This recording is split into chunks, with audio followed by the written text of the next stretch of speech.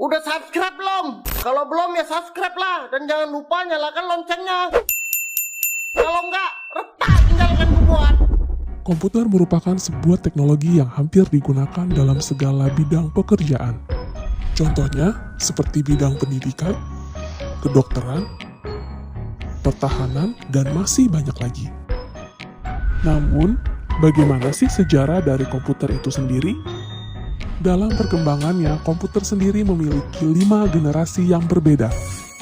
Dimulai pada tahun 1940, komputer bernama Z3 berhasil diciptakan oleh seorang ilmuwan Jerman bernama Konrad Zuse.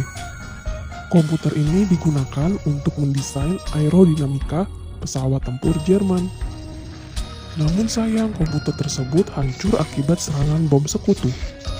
Beralih ke pihak sekutu, pada tahun 1943, sebuah komputer bernama Colossus berhasil diciptakan oleh Tommy Flowers. Komputer besar ini dapat meretas strategi perang Jerman hanya dalam hitungan jam.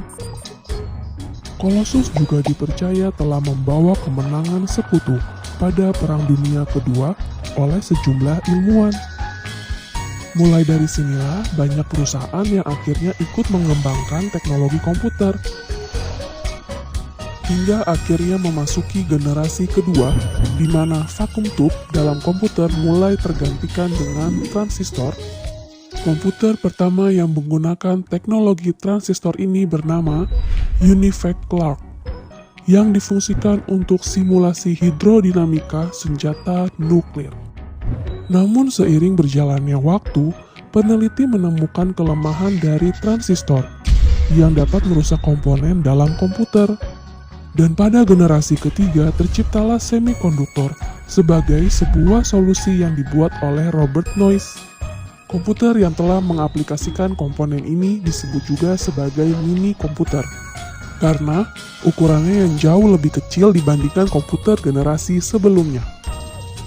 Tidak berhenti di situ saja.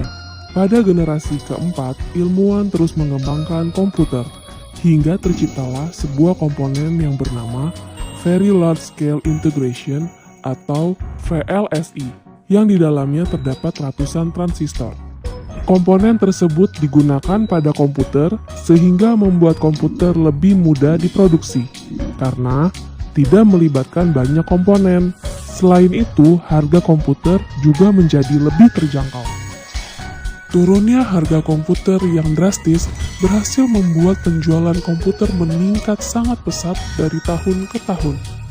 Hingga akhirnya, pada tahun 1983, majalah Time menobatkan komputer sebagai sebuah hal yang paling berpengaruh pada masa itu. Memasuki generasi kelima, perkembangan komputer masih terus berlanjut. Hebatnya lagi, sekarang para ilmuwan sedang mencoba mengembangkan komputer yang dapat memiliki pikiran layaknya manusia. Dan mungkin komputer-komputer dalam film fiksi pun bisa terrealisasi dalam kehidupan kita nantinya. Itulah sejarah dari perkembangan komputer. Semoga informasi tadi bermanfaat ya. Sampai